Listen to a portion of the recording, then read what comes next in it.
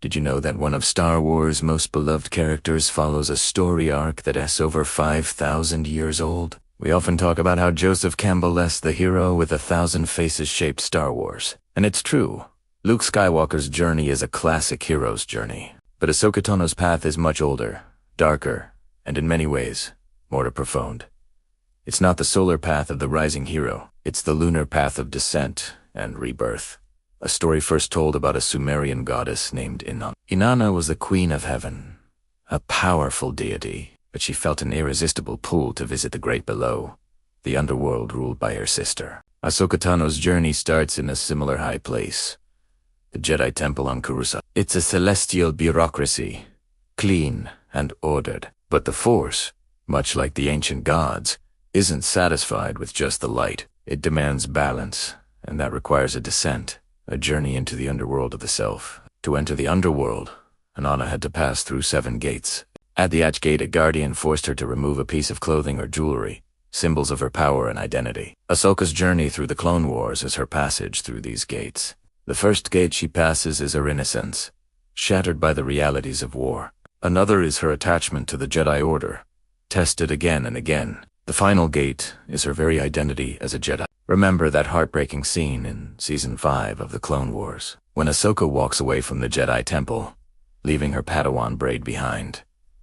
That's her ritualistic stripping. She's giving up her status, her position, her identity. She descends into the Coruscant underworld, eventually becoming a wanderer on the galactic rim. She becomes no one, just as Inanna stood stripped of everything before the throne of her sister, the queen of the underworld.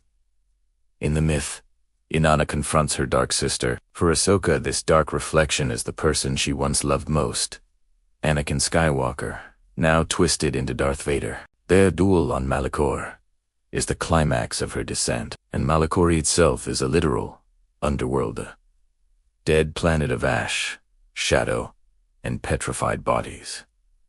It's a graveyard of Sith and Jedi.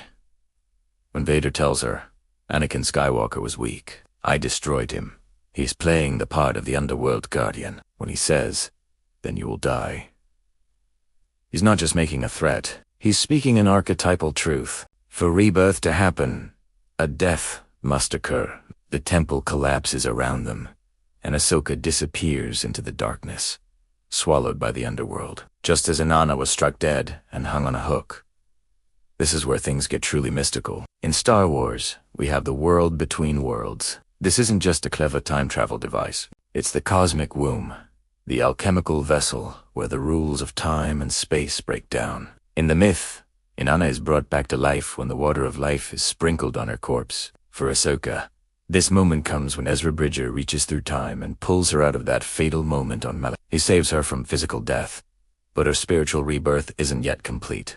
That completion happens in the Ahsoka series. She has another confrontation with Anakin, this time in an ethereal plane that exists between life and death. Here, she faces her past, her guilt, and the shadow of her master one last time. He presents her with a choice: live or die. This is the final trial. By choosing to live, she isn't just choosing survival. She is letting go of the warrior haunted by the past and embracing the wise mystic she is meant to become. It's the final turn in the cycle of death and rebirth. So what happens when the hero returns from the underworld? Inanna came back with greater wisdom and a deeper understanding of the great cycle of life and death. Ahsoka emerges from her trials, transformed. She is now Ahsoka the White. Her robes are white. Her lightsabers are white. In the language of symbols, white isn't the absence of color. It is the integration of all colors. It's the synthesis of light and shadow. She is no longer just a soldier or a Jedi. She has transcended the black and white conflict of Sith and Jedi. She has become a guide, a wayfinder, an avatar of the Force in its totality. Why does this story resonate so powerfully with millions of people around the world? Because these ancient patterns are etched into our collective consciousness. It doesn't matter if the story is written on a clay tablet in ancient Sumeria or streamed on a high-definition screen in your living room. The fundamental truth remains the same. We must lose ourselves to find ourselves. The beloved mentor must become the terrifying shadow. The hero must die to the world to be reborn and save it. Star Wars is our modern campfire, and its stories are the myths of our time. By seeing Ahsoka through the lens of Inanna, we realize that the creators of Star Wars didn't just invent a cool character with dual lightsabers. They tapped into something timeless. They channeled a goddess who has been walking through the underworld of the human psyche for 5,000 years, reminding us that every descent holds the promise of a glorious return. Thanks for watching. If you enjoyed this deep dive into the mythology of Star Wars, make sure to like, subscribe, and hit that notification bell for more content like this. Let me know in the comments which character's journey you'd like me to explore next.